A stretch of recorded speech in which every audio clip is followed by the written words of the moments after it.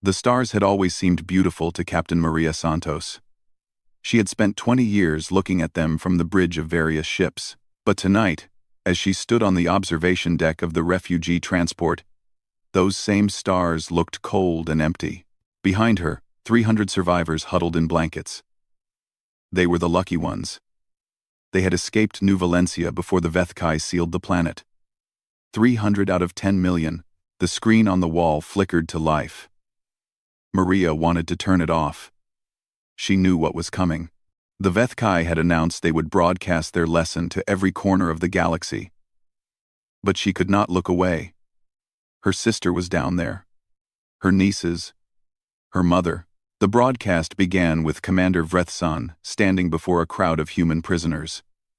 He was tall, covered in dark green scales, with yellow eyes that showed no emotion. His voice was calm, almost bored, as he spoke. "Humans of the galaxy," he said. "Your species refused a simple request.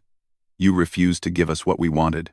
This is what happens when inferior species forget their place." The camera moved across the detention zone. Maria saw thousands of people packed together like animals. Children crying. Parents trying to shield them. Old people sitting in the dirt with empty eyes. She searched every face, looking for her family. Vrethsan continued speaking. "We gave you a chance to be reasonable. You chose pride over survival. Now watch what your pride has cost you." What happened next would haunt Maria for the rest of her life. The Vethkai soldiers moved through the crowd with weapons drawn. They did not rush. They took their time. They separated families first. Husbands from wives. Parents from children. The screaming started then, and did not stop. The executions were systematic, row by row, section by section. The Vethkai commentators spoke over the footage like they were describing a sporting event. They made jokes about how humans cried. They laughed when children called for their mothers. Maria found her sister in the crowd.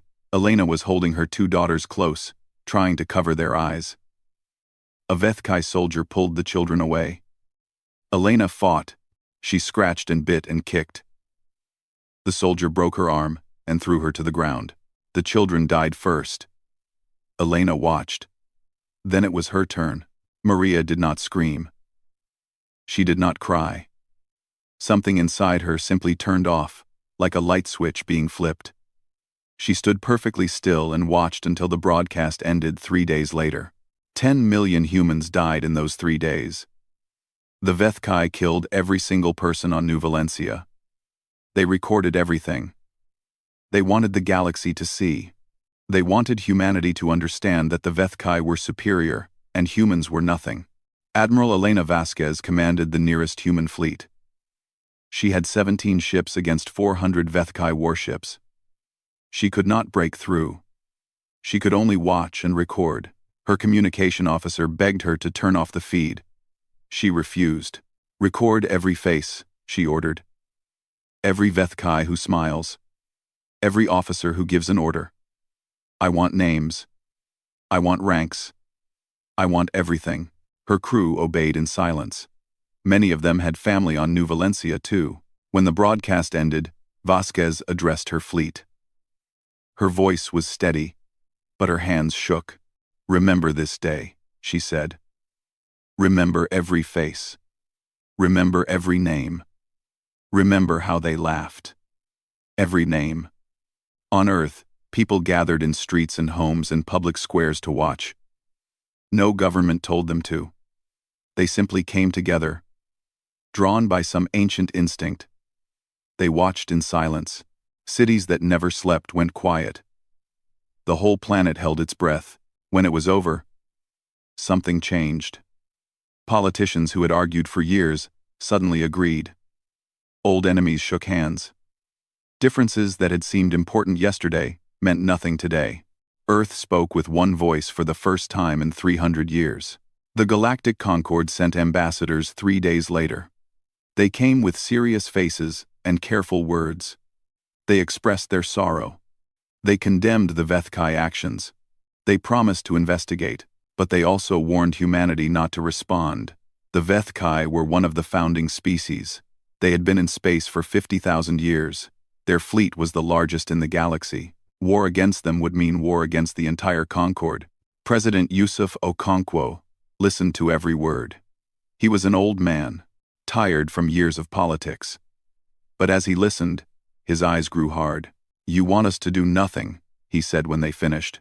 The lead ambassador, a tall being with gray skin and 6 arms, nodded carefully.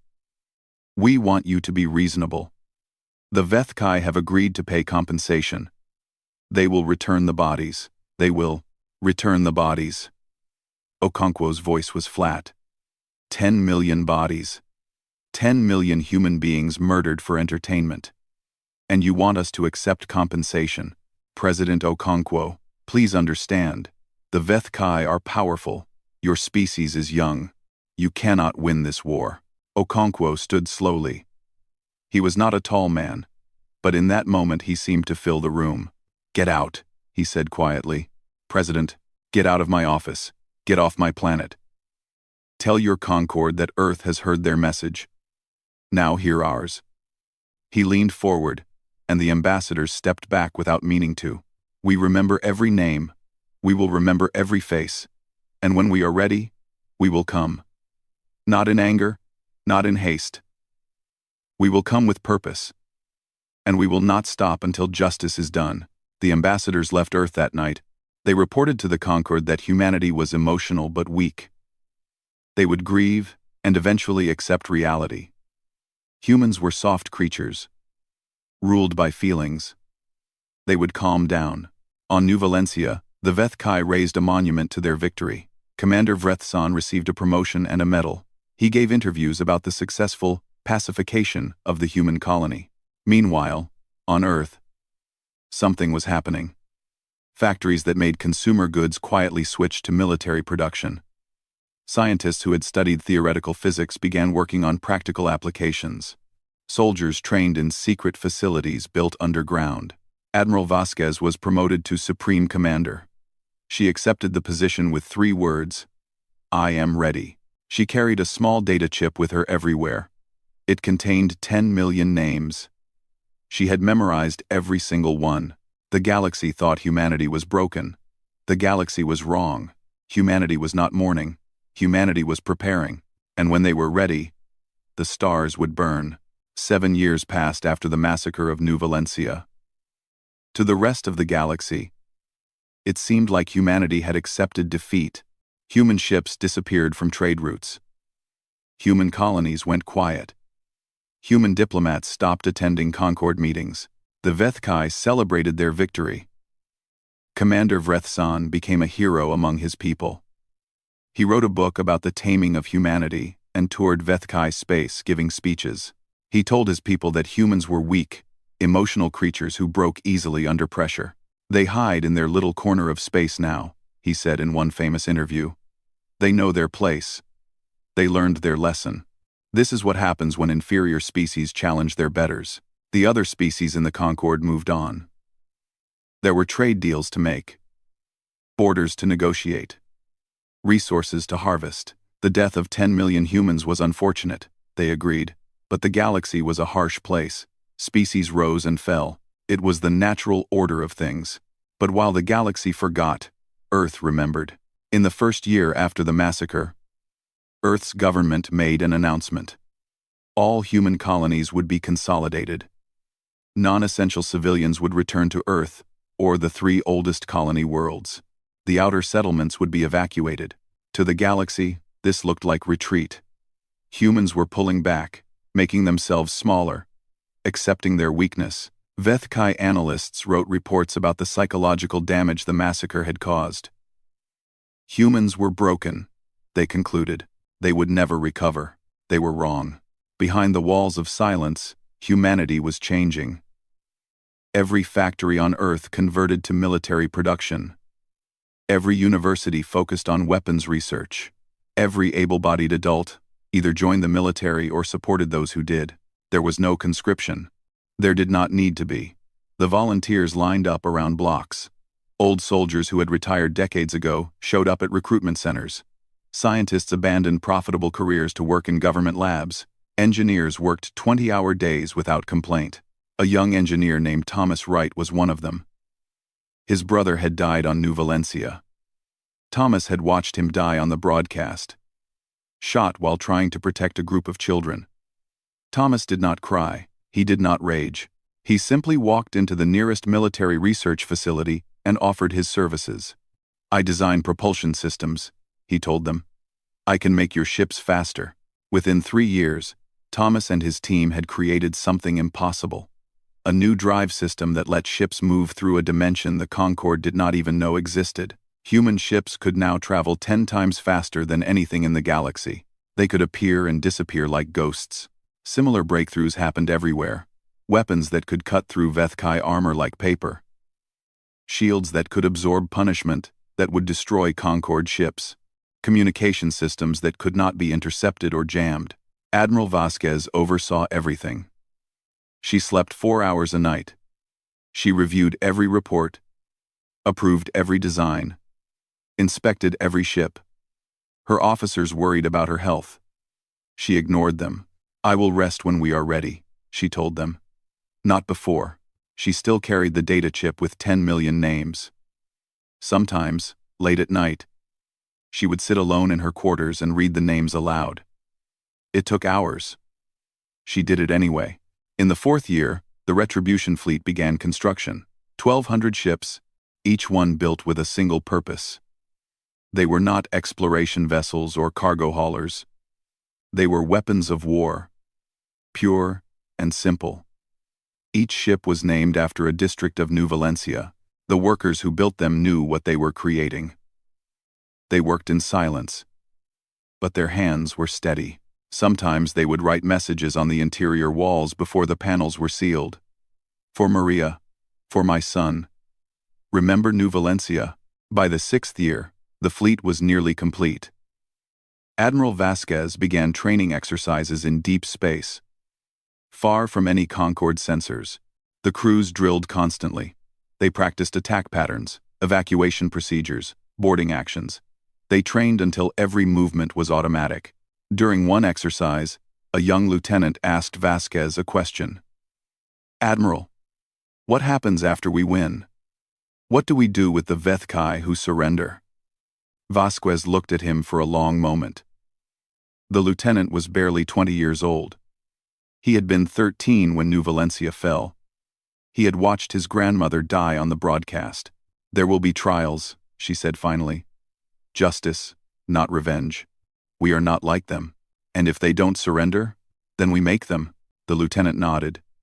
It was the answer he had expected. In the 7th year, something unexpected happened. A Drannith diplomat named Kethrel arrived on Earth in secret. The Drannith were an old species, respected in the Concorde but never powerful. They had watched the massacre with horror. They had argued against the Concorde's inaction. They had been ignored. Kethrel met with President Okonkwo in a secure facility. He carried with him a gift. Detailed information about Vethkai military positions, fleet movements, and defensive capabilities. "Why?" Okonkwo asked. Kethral's large eyes blinked slowly. "Because what they did was wrong. Because the Concorde's silence was shameful. And because..." He paused. "Because we know what you are building. We know you are coming. And we believe you deserve to win." Okonkwo accepted the gift. He did not thank the Drannith. There was nothing to thank. This was simply one species recognizing another's right to justice. As the 7th year ended, Admiral Vasquez gathered her commanders for a final briefing. The fleet was ready. The crews were ready. The weapons were ready. "In 3 months," she told them, "we begin. The Vethkai think we are broken. They think we are hiding. They have spent 7 years laughing about how they destroyed us." She activated a hologram of Vethkai space. Hundreds of targets glowed red. "In 3 months, we teach them how wrong they were. We take everything from them, just as they took everything from us.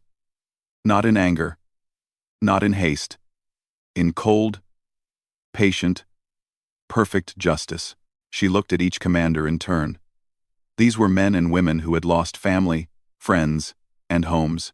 They had spent 7 years preparing for this moment. Their eyes were hard and clear. Remember why we fight, Vasquez said. Remember New Valencia. Remember the 10 million. Remember how they laughed while our people died. She straightened her uniform. The data chip was in her pocket, close to her heart.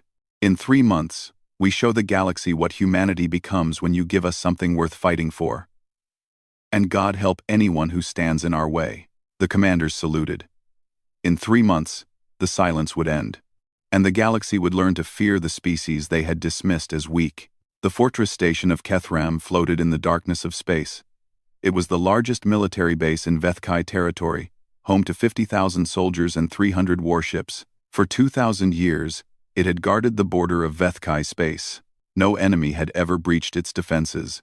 Commander Threlvos sat in the command center, bored. Nothing ever happened at Kethram. The last real battle had been centuries ago. These days, the station mainly served as a training facility and a symbol of Vethkai power. His communication officer looked up from her console with a confused expression. Commander, I'm detecting something strange. Multiple contacts appearing on the edge of our sensor range. Identify them. I cannot, sir. They're not matching any known signatures. They're... She stopped. Her scales went pale. They're gone. They just... vanished. Threlvos leaned forward. What do you mean, vanished? Before she could answer, the lights went out. Emergency power kicked in, bathing the room in red light. Alarms began to wail. Report! Threlvos shouted. Hull breaches on decks, 7 through 12. Internal sensors are offline. We're receiving distress calls from... The officer's voice cut off as static filled the channel. In the corridors of Kethram, human soldiers moved like shadows. They wore black armor that seemed to absorb light. Their weapons made no sound. They communicated through signals invisible to Vethkai technology. The Vethkai guards never saw them coming. One moment the halls were empty. The next moment, they were not. The humans did not waste ammunition. Every shot was precise. Every target fell. Commander Threlvos tried to reach his fleet. No response. He tried to seal the command center. The doors would not close. He drew his sidearm and waited. The doors opened. A human soldier walked in. Behind her visor, her eyes were calm and cold. Commander Threlvos, she said, you are being detained for war crimes. You will face trial. War crimes? He raised his weapon. I had nothing to do with New Valencia. You commanded the fleet that blockaded the planet. You stopped rescue ships from entering. 4,000 people died on those ships, while you held them outside the system. His scales went white. How do you know that? We know everything. She raised her weapon. Now drop yours. He fired. The shot went wide. Her shot did not. 11 minutes after the first human ship appeared, Kethram went silent. The Vethkai fleet was disabled. 50,000 soldiers were dead or captured. When Concord investigators arrived 2 days later, they found the station intact but empty. Every Vethkai body had been removed. Only one thing remained. A message burned into the wall of the command center. 10 million. We remember every name. News of Kethram spread across the galaxy. The Concord demanded answers. Earth said nothing. The Vethkai demanded revenge. Their fleets mobilized. They would find the humans and destroy them. They never got the chance. Over the next 6 months, human ships appeared throughout Vethkai space. They struck without warning and vanished without a trace. Military installations fell in hours. Supply depots exploded. Communication networks went dark. The Vethkai could not fight what they could not find. Their sensors could not track human ships. Their weapons could not pierce human shields. Their soldiers could not match human training. They were fighting ghosts. Admiral Vasquez commanded the campaign from her flagship, the New Valencia's Memory. She studied reports from every engagement, adjusting tactics, identifying new targets. She slept little, she ate little, she lived for this. One evening, her aide brought her a message from the Concord. They were demanding a ceasefire. They wanted negotiations. What should I tell them? Admiral? Vasquez did not look up from her reports. Tell them to ask the Vethkai if they offered a ceasefire to New Valencia. Tell them to ask if they negotiated before killing children. The aide hesitated. Admiral, some of the other species are getting nervous. The Draneth support us. But others are talking about intervening. Let them talk. Vasquez finally looked up. Her eyes were exhausted but determined. We're not here to make friends. We're here to deliver justice. If the Concord wants to stop us, they can try. The Concord did not try. The destruction of Kethram had shown them what human technology could do. No one wanted to be next. Meanwhile, the Vethkai were falling apart. Their government blamed their military. Their military blamed their government. Citizens demanded answers that no one could give. How had humans become so powerful? How had they hidden their preparations? How were they moving through space in ways that should be impossible? Commander Vrith San, the architect of New Valencia, appeared on broadcasts urging calm. The humans are terrorists, he said. They strike from shadows because they cannot face us openly. When we find their fleet, we will crush them. 3 days later, his personal estate was attacked. His guards were killed. His home was burned. A message was left in the ashes. We found you. You're next. Vrethsan fled to the Vethkai homeworld. Vethra Prime. Surely he would be safe there. 14 billion Vethkai lived on that planet. The orbital defense grid was the most powerful in the galaxy. The home fleet numbered over 1,000 ships. He was wrong to feel safe. But he did not know that yet. As the campaign continued, something unexpected happened. Other species began sending messages of support to Earth. Not officially, no one wanted to anger the Vethkai, but quietly, through back channels, the Draneth ambassador spoke publicly for the first time.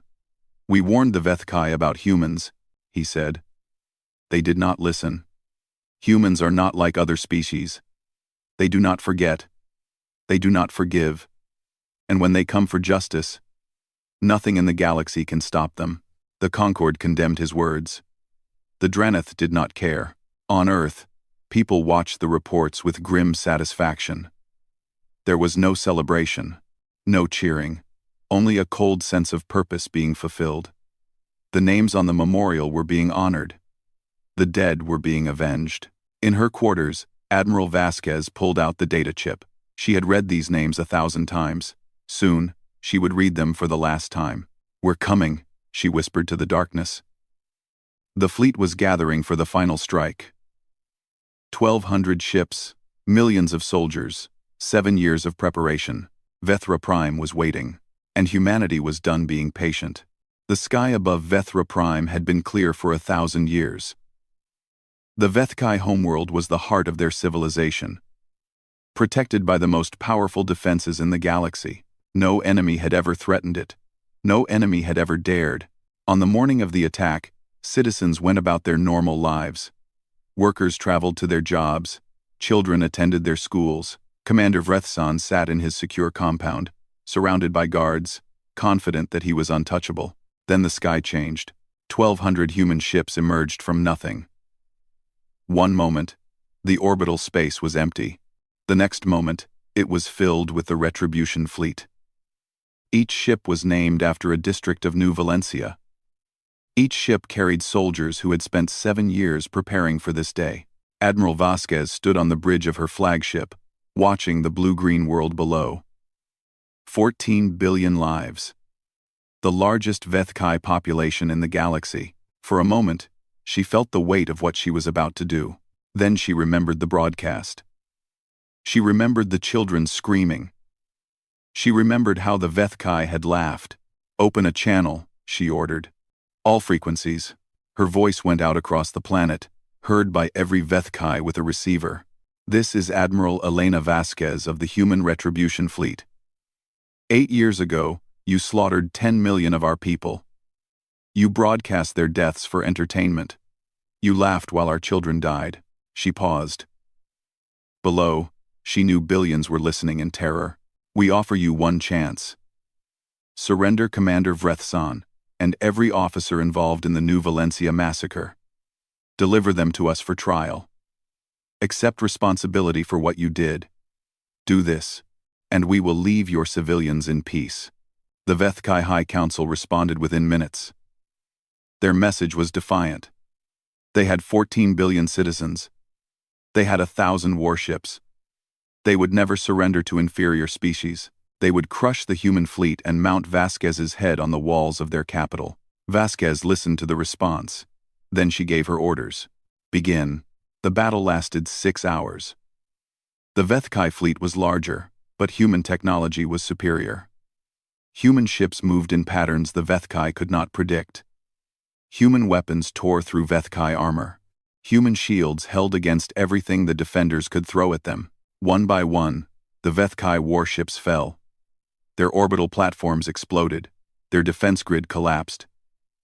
By noon, the planet was defenseless. Vasquez did not celebrate. There was nothing to celebrate. This was not victory. This was justice. Begin ground operations, she ordered. Priority targets, military installations, government buildings, and the list. The list contained every name of every Vethkai involved in the New Valencia massacre.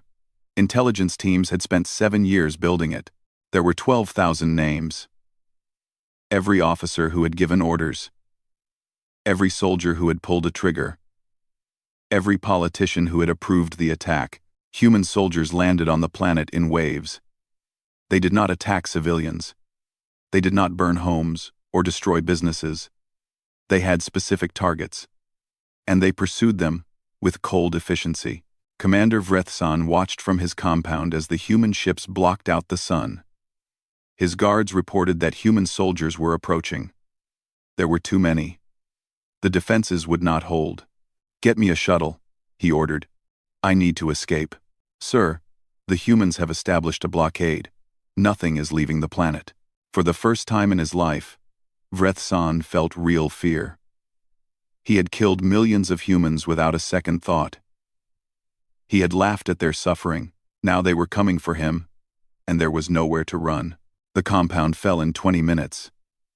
Vrethsan's guards fought hard, but they were outmatched. When the doors to his safe room finally opened, he found himself facing a squad of human soldiers. Their leader stepped forward and removed her helmet. She was old, with gray hair and deep lines on her face. But her eyes were sharp and cold. Commander Vrethsan, Admiral Vasquez said, "You are under arrest for crimes against humanity." "This is murder," he screamed. "You're killing my people. You're no better than you." Vasquez pulled out a small data chip. This chip contains 10 million names. Every human you killed on New Valencia. I have memorized every one. Would you like to hear them? She pressed a button. Names began to scroll across the screen of her device. Thousands of names. Millions of names. These were teachers and farmers and doctors and children, she said. These were mothers and fathers and grandparents. These were human beings with hopes and dreams and families who loved them. You killed them for entertainment. Vrethsan's scales went pale. I was following orders. So were the soldiers who killed them. That excuse didn't save them. It won't save you. The trial was broadcast across the galaxy, just as the massacre had been. Vrethsan and the other captured officers were judged by a court of human and neutral alien judges. Evidence was presented. Testimony was given. The broadcasts from New Valencia were played in full. The verdict was unanimous. Guilty. The sentence was death. After the trials, the human fleet completed its work. Every Vethkai military installation was destroyed. Every warship was reduced to scrap. Every weapon was confiscated. The orbital infrastructure was dismantled. When they were done, the Vethkai were no longer a spacefaring civilization. They could not build ships. They could not leave their planet. They would survive, but they would never threaten anyone again. Some voices in the Concord called it genocide. Vasquez responded in a public statement. Genocide is the murder of innocents, she said. We did not kill innocents. We killed soldiers and war criminals. We destroyed military targets. The Vethkai civilians are alive. Their cities stand. Their children will grow up. She paused. We did not do to them what they did to us. We were better than that. But we made sure they will never do it to anyone else. If that makes us monsters in your eyes, so be it. We can live with that. The fleet withdrew from Vethkai space. Their mission was complete. Justice had been served. As her flagship left orbit, Vasquez stood alone on the observation deck. Below, the planet grew smaller. 14 billion Vethkai would wake up tomorrow in a world where they no longer ruled the stars. They would remember this day forever. She pulled out the data chip one last time. 10 million names. It's done, she whispered. Rest now. You are not forgotten. She did not cry. She had no tears left. But somewhere deep inside, something that had been wound tight for 8 years, finally began to release. The war was over. The dead were avenged. And humanity would never be dismissed as weak again. The galaxy waited. Every species, every government, every citizen watched to see what humanity would do next. They had destroyed the Vethkai military in months. They had brought one of the most powerful civilizations in history to its knees. Surely they would claim territory now. Surely they would demand tribute. Surely they would build an empire. Instead, humanity went home. The Retribution fleet returned to Earth in silence. There were no parades. No celebrations. Soldiers returned to their families without fanfare. Officers retired quietly. The ships were put into reserve, maintained but not displayed. President Okonkwo addressed the galaxy 1 week after the fleet returned. His message was simple. We did not seek war. We sought justice. Justice has been served. We have no desire to rule over others or expand our territory. We ask only to live in peace and to be treated with respect. He paused. But let the galaxy understand this. What happened to the Vethkai will happen to any species that harms our people. We do not threaten. We do not bluster. We simply remember. And when the time is right, we act. The Galactic Concord dissolved 3 months later. Too many species had lost faith in its ability to maintain order. Too many had been horrified by its failure to act against the Vethkai. A new organization formed in its place, built on different principles. The new Concord had one simple rule. No species could commit atrocities against another without consequence. The enforcement mechanism was not a fleet or an army. It was an understanding. If any species crossed the line, humanity would respond. No one questioned this arrangement. No one wanted to. On New Valencia, the colony was rebuilt. 50 years had passed since the massacre, but people returned. They built homes where their grandparents had died.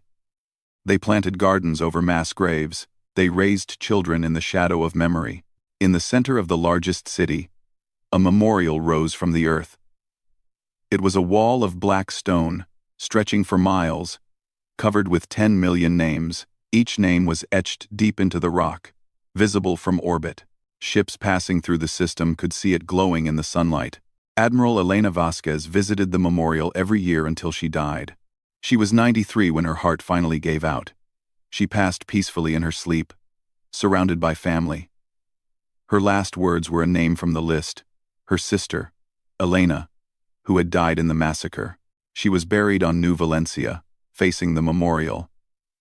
Her gravestone carried a simple message. She remembered every name. 50 years after the war, a young Dranath historian named Shelva traveled to Earth. She was writing a book about the conflict, trying to understand how humanity had transformed from a minor species into the most feared civilization in the galaxy. She interviewed dozens of veterans, politicians, and ordinary citizens. Most spoke carefully, aware that their words would be recorded for history. But one interview changed everything. His name was Marcus Chen. He had been 19 years old when New Valencia fell. His parents and younger brother had died in the massacre. He had volunteered for the military the next day. He had served throughout the war, from Kethram to Vethra Prime. Now he was an old man, living quietly in a small house by the ocean. His hands shook when he poured tea. His eyes were clouded with age. But his mind was still sharp. "You want to know why we did it?" he said. "It was not a question." Shelva nodded. "The galaxy still struggles to understand. You were a peaceful species. You had no history of conquest or empire. Then you destroyed the Vethkai in less than a year." Marcus was silent for a long moment. He looked out at the ocean, watching the waves roll in. "We didn't want to become what we became," he said finally. "Humans aren't warriors by nature. We're farmers and builders and dreamers. We want to explore and create and connect with others. Then why? Because they took 10 million people and laughed while they died." His voice was steady, but his hands tightened around his cup. Children. Babies. Old people who had never harmed anyone. They killed them for entertainment. They broadcast it to the galaxy and made jokes about our suffering. He looked at Shelva directly. His clouded eyes seemed to clear for a moment. "What would your people do if someone did that to you? If they murdered millions of your children and laughed about it? Would you accept compensation? Would you move on?" Shelva had no answer. "We did what we had to do," Marcus continued. "We became something terrible because something terrible was required. We lost part of ourselves in that war. Part of our innocence, part of our belief that the universe was fair and good." He set down his cup. "But we protected our own. We sent a message that will echo through history. We proved that humanity will pay any price, become anything necessary, to protect our people. And if that makes you monsters," Marcus smiled, but there was no joy in it. "Then, so be it. Better to be a monster that protects its children than a saint that watches them die." Shelva published her book the following year. It became the definitive account of the war. The interview with Marcus Chen was reprinted across the galaxy. Species that had never thought much about humans read his words and understood something important. Humanity was kind. Humanity was curious. Humanity would greet you with open hands and offer friendship freely. They built hospitals on colony worlds and shared technology with younger species. They sent aid to planets in crisis and mediated disputes between neighbors. But if you harmed them, if you hurt their children, and laughed while you did it, they would come for you. Not in anger, but in certainty. Not in haste, but in cold, patient determination. And they would not stop until the scales were balanced. The galaxy had been at peace for 50 years. No species had committed an atrocity since the fall of the Vethkai. Disputes were settled through negotiation. Conflicts ended before they began. The memorial on New Valencia served as a constant reminder of what happened when justice was denied. Some said humanity had made the galaxy a better place through fear. Others said they had simply shown what consequences looked like. The truth was probably somewhere in between. On the anniversary of New Valencia, humans across the galaxy lit candles and read names. 10 million names, spoken aloud, so they would never be forgotten. It was a ritual of memory and warning, passed down through generations. And in the darkness between stars, the message echoed still. "We remember. We always remember. Do not make us remember you."